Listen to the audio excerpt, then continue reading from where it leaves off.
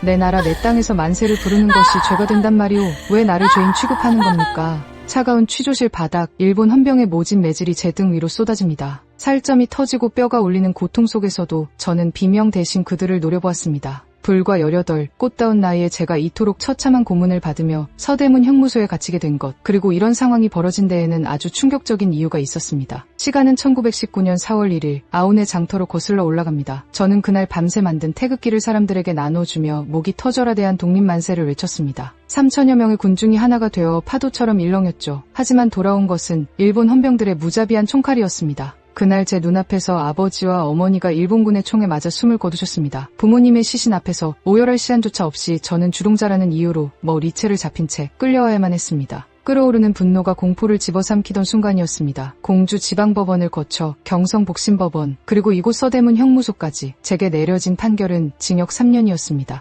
법정에서 저는 재판장을 향해 의자를 집어던지며 외쳤습니다. 나는 죄인이 아니다. 남의 나라를 침략한 너희 일본인들이야말로 강도이자 죄인이다. 조선의 법이 아닌 일본의 법으로 나를 심판할 권리는 어디에도 없다고 항변했죠. 하지만 그들은 제 말을 묵살했고 저는 죄수번호 371번이 되어 차가운 감옥에 수감되었습니다. 붉은 벽돌로 둘러싸인 이곳은 살아있는 지옥과 다름없었습니다. 좁디 좁은 감방 안에는 수십 명의 사람이 콩나물 시루처럼 빽빽하게 들어차 있어 다리조차 뻗을 수 없었습니다. 누군가는 서 있어야 다른 누군가가 잠시 앉을 수 있었기에 우리는 서로의 체온의 의지에 돌아가며 쪽잠을 자야만 했습니다. 썩은 밥과 소금국, 그리고 매일같이 이어지는 고문 속에서도 제 가슴 속의 불꽃은 꺼지지 않았습니다. 유관수는 공주 지방법원에서 징역 5년, 경성복심법원에서 징역 3년을 선고받았습니다. 재판 당시 일제의 재판권을 부정하며 강력히 항거한 일화가 전해집니다. 제가 갇힌 곳은 여옥사 8호 감방이었습니다. 이곳에는 저뿐만 아니라 기생 김영화, 시각장애인 신명철 등 각기 다른 배경을 가진 여성 독립운동가들이 함께했습니다.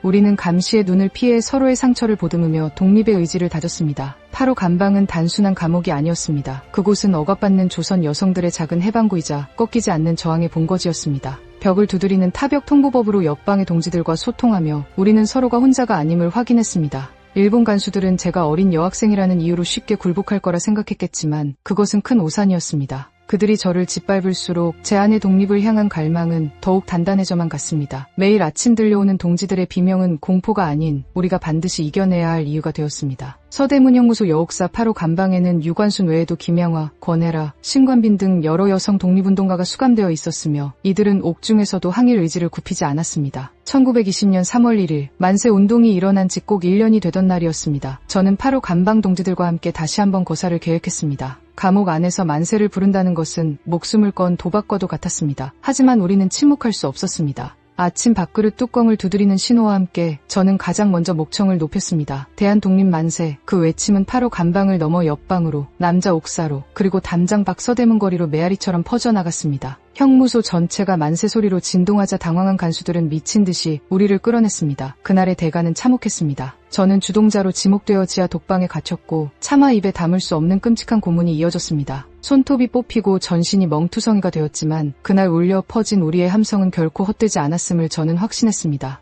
옥중 만세 운동 이후 제 몸은 돌이킬 수 없을 정도로 망가졌습니다. 방광이 파열되고 영양실조가 겹쳐 숨을 쉬는 것조차 고통스러운 나날이었습니다. 차가운 시멘트 바닥에 누워 고향의 아운의 장터와 부모님의 얼굴을 떠올립니다. 하나님, 이 소녀에게 민족을 위해 바칠 목숨이 하나밖에 없는 것이 슬픕니다. 흐릿해지는 의식 속에서 마지막 기도를 올립니다. 출소를 불과 이틀 앞둔 1920년 9월 28일, 저는 그렇게 18회의 짧은 생을 마감했습니다. 비록 제 육신은 서대문 형무소의 차가운 벽 안에 갇혀 쓰러졌지만 저의 영혼은 영원히 자유로운 대한민국의 하늘을 날고 있을 것입니다. 우리가 흘린 피와 눈물이 거름이 되어 훗날 이 땅에 진정한 봄이 찾아오기를 간절히 소망하면서 말입니다.